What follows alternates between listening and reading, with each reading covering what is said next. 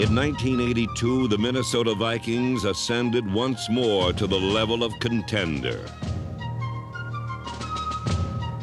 Their solidarity was a tribute to a truly remarkable head coach. Despite an interrupted season, Bud Grant remained unruffled, and the Vikings battled their way into the second round of the NFC playoffs.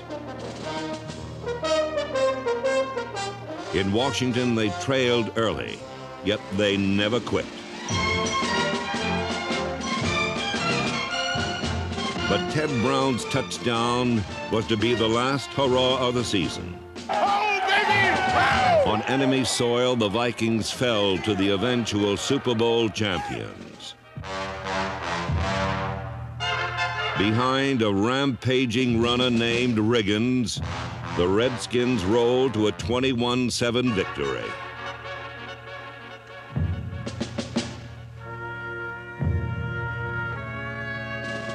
Though the Vikings tasted bitter defeat, they also knew the sweet smell of success. In their new home, the Vikings and their fans rode a powerful wave of emotion that carried the team to great heights. The Vikings not only qualified for the playoffs again, they did it once more with feeling.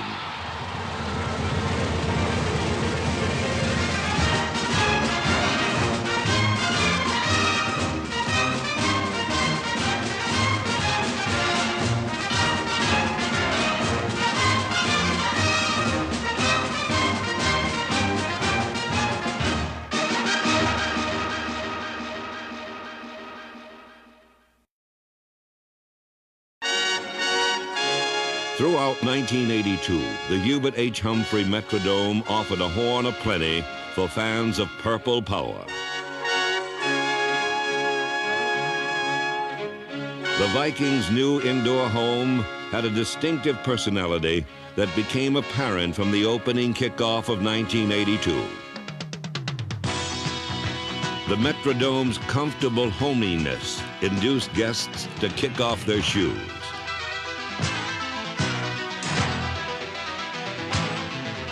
After the Vikings beat the socks off Tampa Bay in the season opener, 4 other Metrodome visitors found themselves on a collision course with defeat.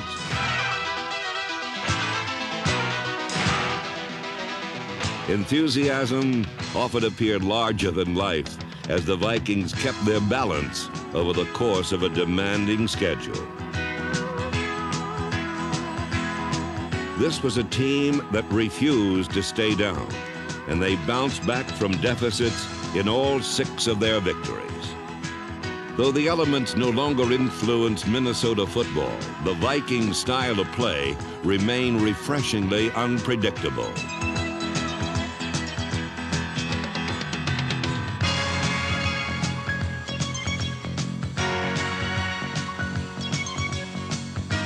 By posting a 5-1 record in the Metrodome, the Vikings proved that they were right at home in a new chapter of team history. Another sign of change was a revitalized defensive line.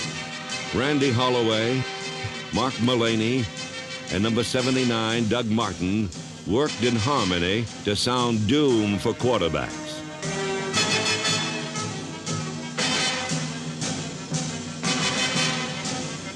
When Mullaney, number 77, applied pressure, Martin reaped the benefits. His 10.5 sacks were an NFL high for the season.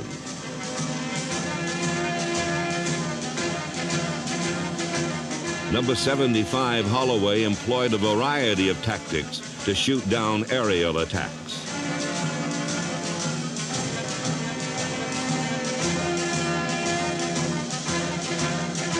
James Duck White, number 72, produced 3 sacks while sharing nose tackle duties with number 65, Charlie Johnson, who was acquired in a preseason trade. Johnson lived up to his reputation as one of the league's best at stopping the run, and he rounded out the Vikings' most fearsome and opportunistic defensive line since the days of the Purple Gang.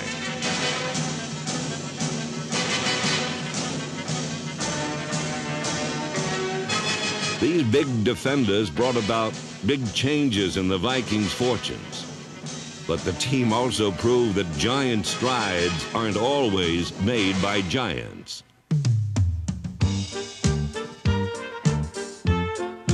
Rookie Darren Nelson, number 20, gave the local small fry something to cheer about.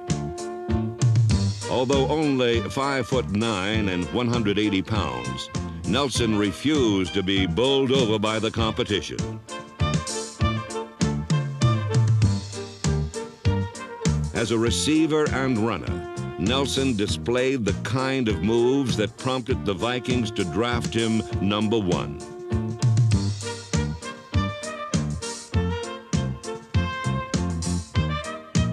Pint-sized pass catcher Leo Lewis was also a rugged competitor. The 5'8" Lewis, number 87, scored 3 touchdowns on only 8 receptions.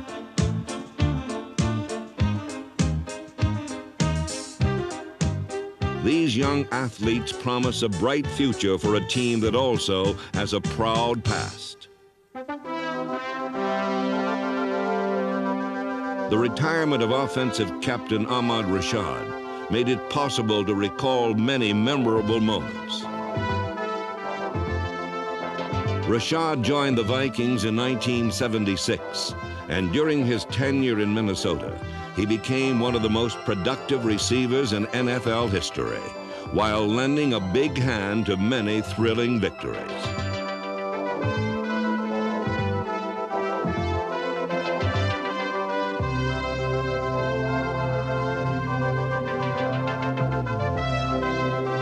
Ahmad Rashad leaves a lasting impression on a sport that in turn has had a meaningful effect on his life. The positive things in football and professional football over the 10 years that I've learned is I've learned what it takes to be successful, what kind of hard work, what kind of dedication it takes to be a winner. I can take these things that I have learned from professional football, incorporate them into my life, and I think I'm going to be a winner. And I feel very good about that. In thinking back of those years that I spent playing football, I can't think of any better way I could have spent my 20s. I mean, during my 20s, I had a ball.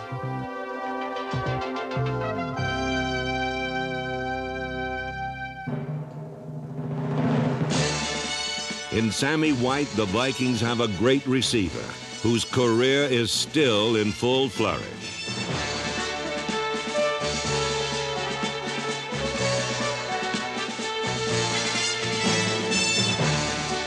'82 again brought a crash course in the school of hard knocks for the fearless White, number 85.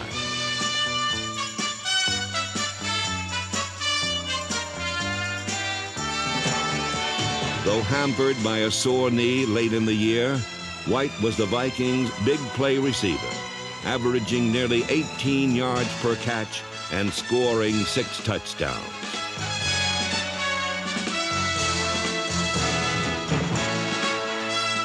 Sammy White rarely gets the accolades he deserves, but his teammates know that he is one of pro football's most dependable and talented wide receivers.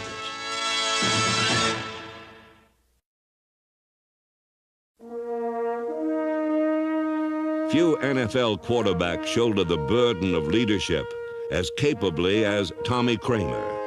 His fighting flair comes alive whenever the call to arms is sounded.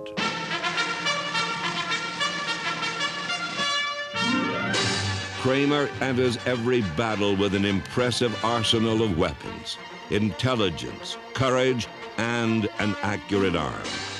Add mobility, and you have a versatile performer who threw 17 touchdown passes and ran for 3 scores during the year.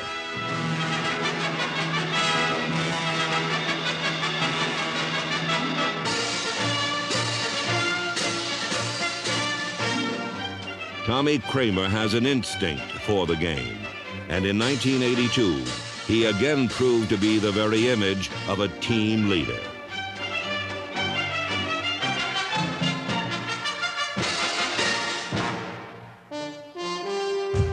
Matt Blair, number 59, provided defensive leadership. One of the most respected linebackers in the game, Blair was named to the Pro Bowl for the 6th consecutive time.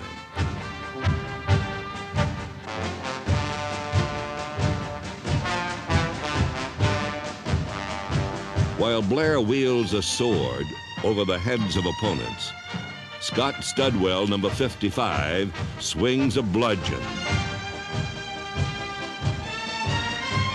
Studwell was the team's leading tackler in 1982. Dennis Johnson, number 52, Jeff Seaman, and Fred McNeil, number 54, cemented this solid linebacking core. The goal of a young secondary was consistency. Number 37, Willie Teal's 5 interceptions helped attain that goal.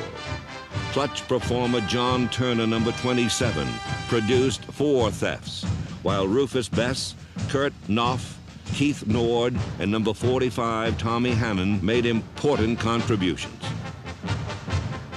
First-year starter John Swain, number 29, displayed considerable potential. The effervescent Swain was always willing to share his enthusiasm with anyone who crossed his path.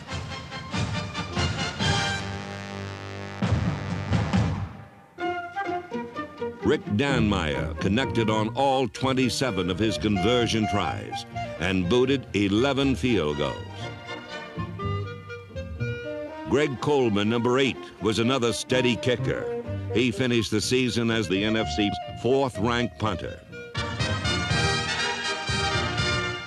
Coleman got several chances to display his all-around athletic skills.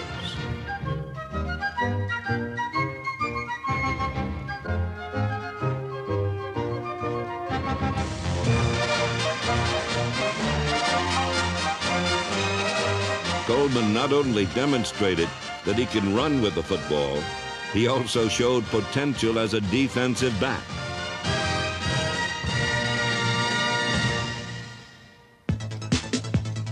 The offensive line was manned by workhorses Dennis Willey, Jim Huff, Tim Irwin, Steve Riley, and Wes Hamilton, with support from Curtis Rouse, Terry Talsh, David Huffman, and Brent Boyd.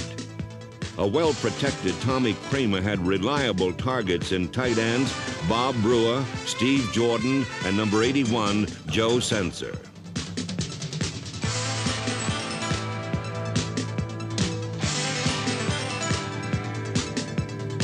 Ted Brown was a workhorse who went through his paces like a true thoroughbred. Number 23, Brown was at his best in postseason play. And down the stretch run toward the playoffs, he was especially tough to corral.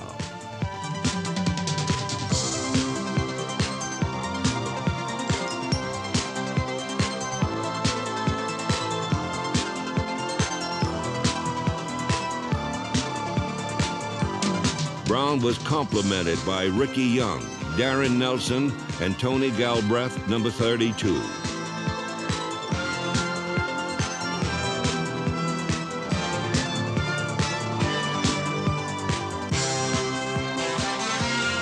When Rashad and White were out of the lineup, there was no letdown when the Vikings turned to backup wide receivers Sam McCullum, number 84, and Terry LeCount, number 80.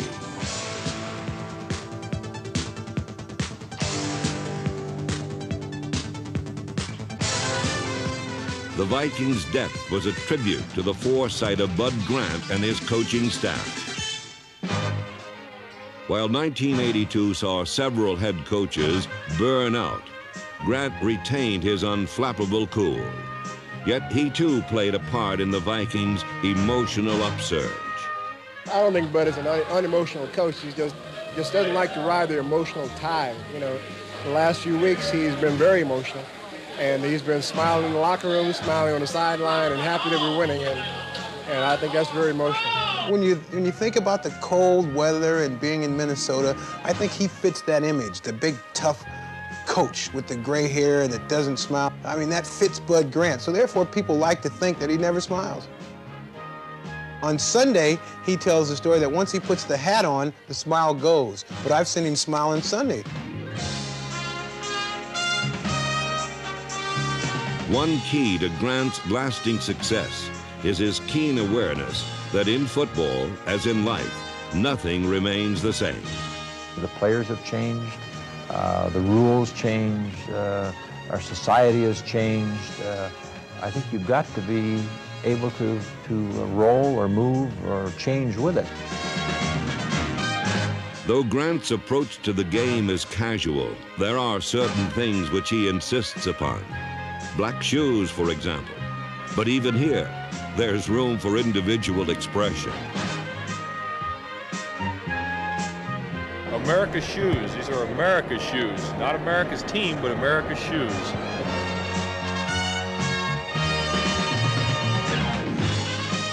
Since Bud Grant believes that a team should look like a team, he even has the Vikings practice how to stand for the national anthem.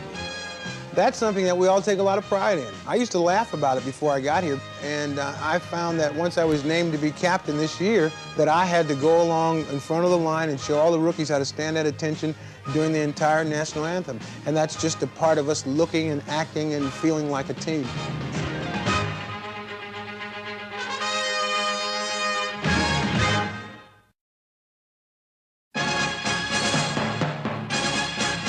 The Dallas Cowboys were the opponents in the first of two unforgettable games that defined the character of the 1982 Vikings.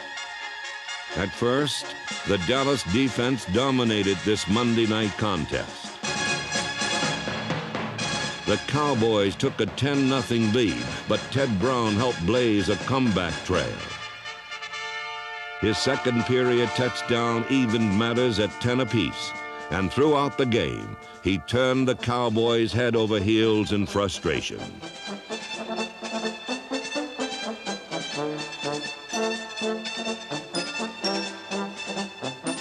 In the third period, Brown and the defense combined to put the Vikings ahead. White back to pass. Throws off to the left, and the ball is tipped away, intercepted. This is John Turner, touchdown! Another big play, tipped at the line of scrimmage by Mark Mulaney. John Turner made the adjustment. The old tip drill, grabbed the football, clear standing in the end zone. Another big play. Dallas regained the lead, but Tommy Kramer remained undaunted.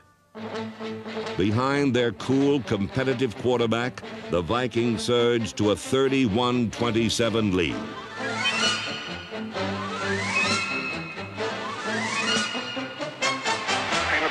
Rolling to his left, waiting, throwing off to the right, and it is caught at the 8. Into the end zone, touchdown, Ricky Young. Ricky Young caught the pass, stumbled to the ground, no receiver, no defender near him. He got up around the... When the Cowboys got one final chance to score, they confronted a pass rush that tipped the scales in the Vikings' favor. Finally, Dallas's fabled last-minute magic disappeared with a wave of a hand. White has the football. Back he goes. Here comes the pressure. Ball tipped in the air. Incomplete. Vikings have the football. Randy Holloway. Randy Holloway makes another great play.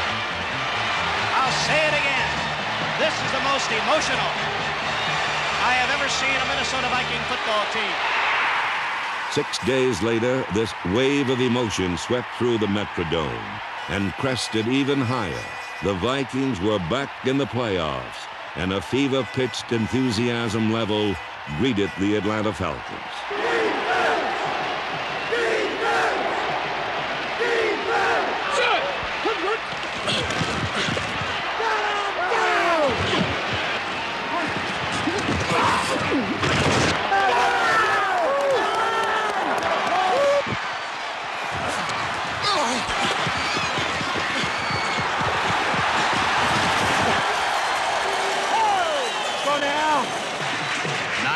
To play first half, 7-3 Atlanta.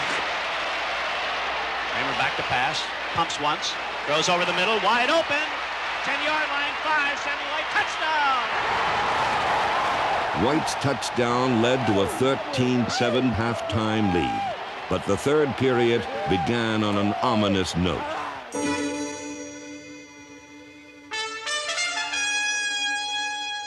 when Atlanta scored a pair of touchdowns in less than 2 minutes to assume a 21-13 advantage, it appeared that the Vikings were finished. In fact, they were just getting started. Kramer engineered successive scoring drives. The first capped by a Dan Meyer field goal. The second, early in the fourth period, regained the lead. Every down, every play, a big one now. Kramer back to pass, fakes handing off. He's a deep drop back. He throws to the end zone. Touchdown! Sam McCullough over the middle. Touchdown! The Vikings lead.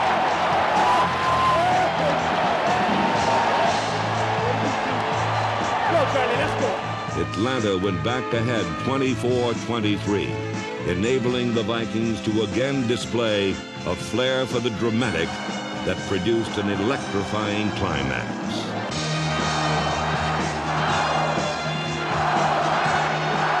The Vikings come up to the line, 3rd and goal at the Atlanta 5, 1 minute and 48 seconds remaining.